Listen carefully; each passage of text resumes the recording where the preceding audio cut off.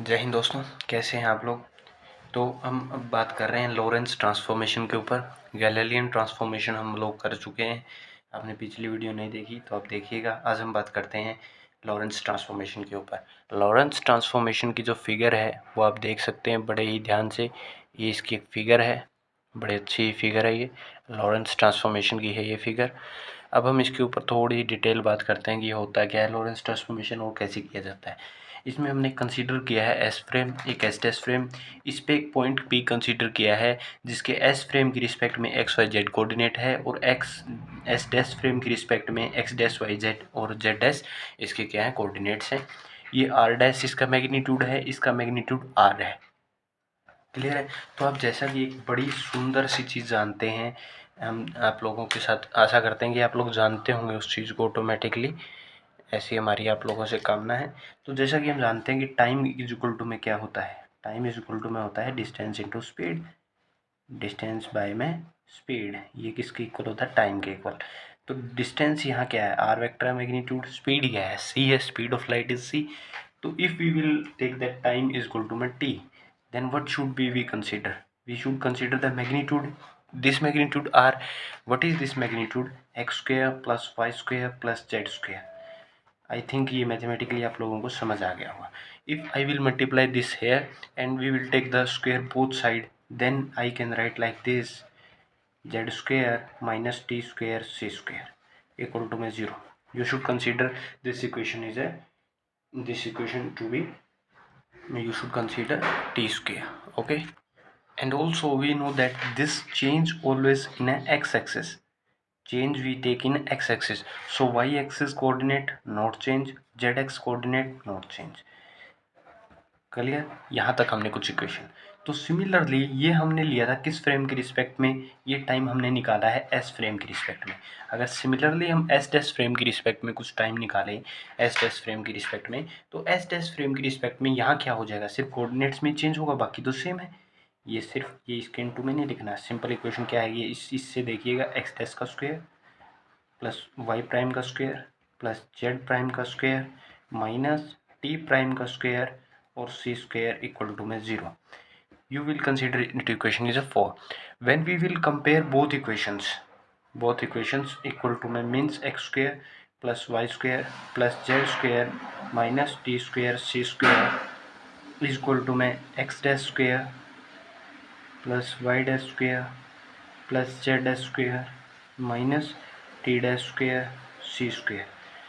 Now as we know that this value and this value both equal to x y square, तो we can write like this: x square y square plus z square minus c square t square is equal to में x dash square plus में y square z square minus t dash square c square. इसे आप prime भी बोल सकते हो, ये square है बेसिकली।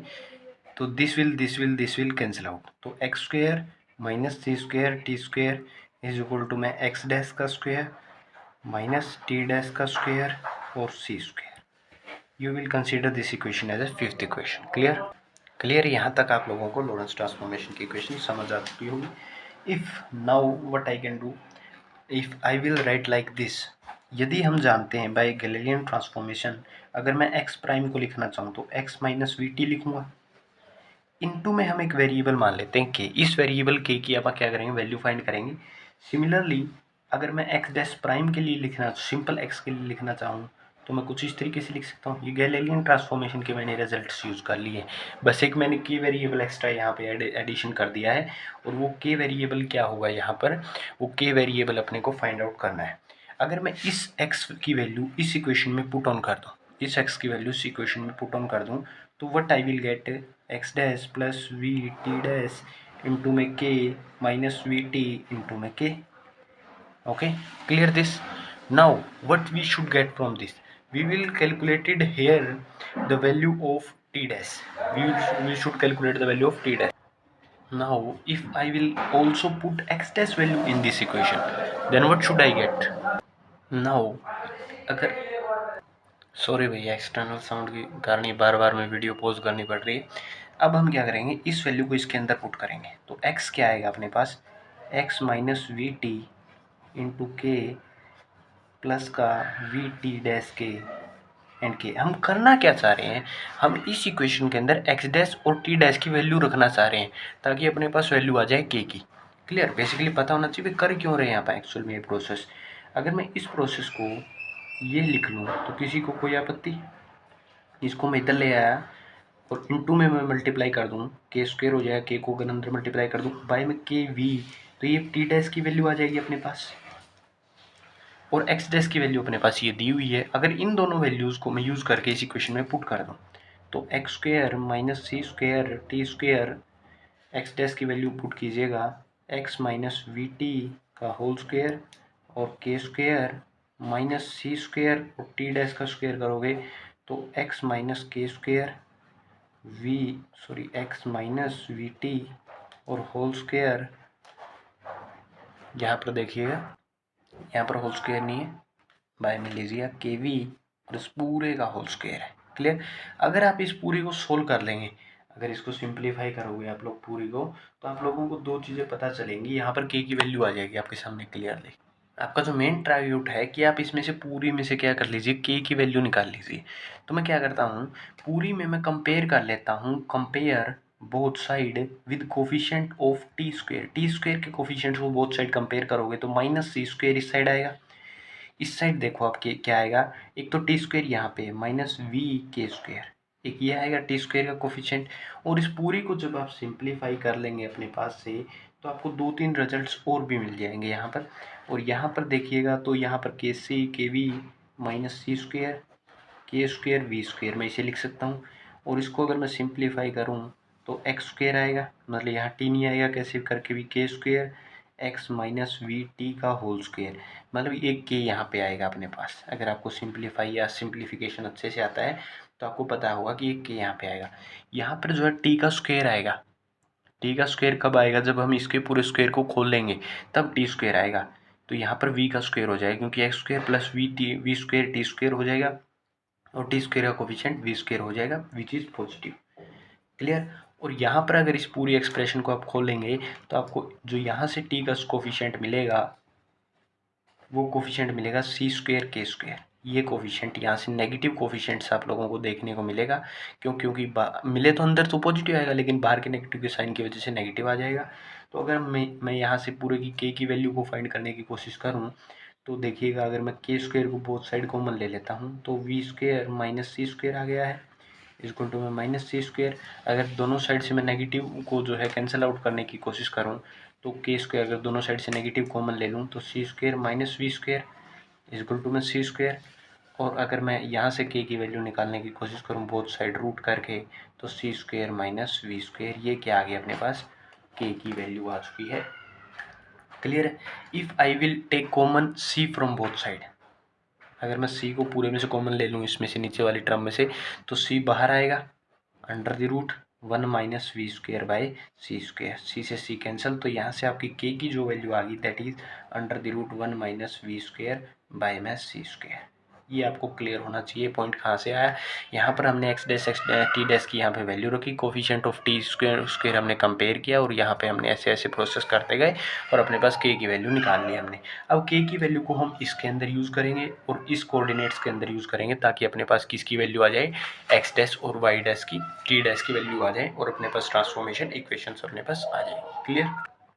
नाउ अगर हम के की वैल्यू को पुट करें एक्स डैश में, इस इक्वेशन में पुट कर देते हैं तो यहाँ के की वैल्यू को पुट करोगे तो X minus V T under the root 1 minus V square by C square, ये आपके पास एक्स की इक्वेशन आ चुकी है। क्लियर है, इसमें किसी को कोई प्रॉब्लम नहीं सर। और टी डैश की अगर मैं इक्वेशन निकालने की कोशिश करूँ तो इसके अंदर वैल्यू रखूँगा के स्क्वायर करोगे तो 1 minus V square by C square ये हो जाएगी और एक्स माइनस वी टी यहाँ हो गया अंडर द रूट के की वैल्यू रखोगे तो under the root 1 minus V square by C square और यहाँ v।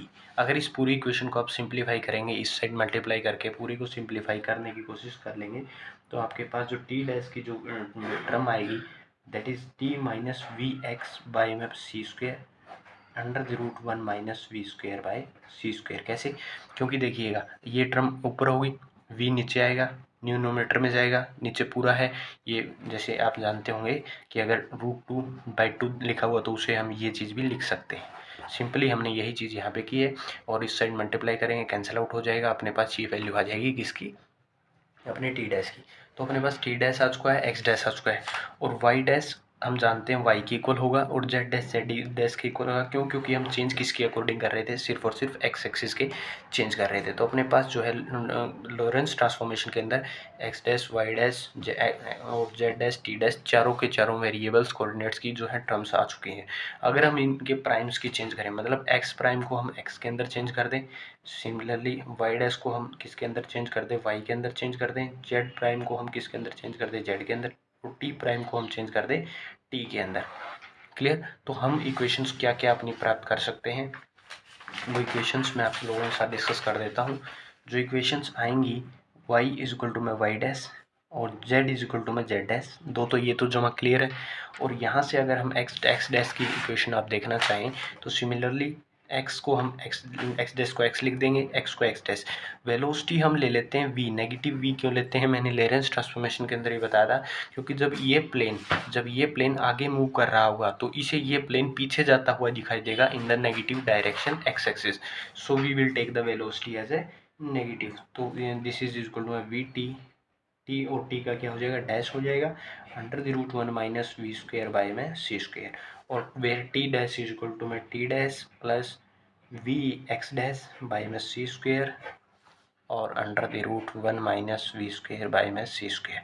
These all equations are known as Lorentz transformation equations, and this is all about the Lorentz transformation topic.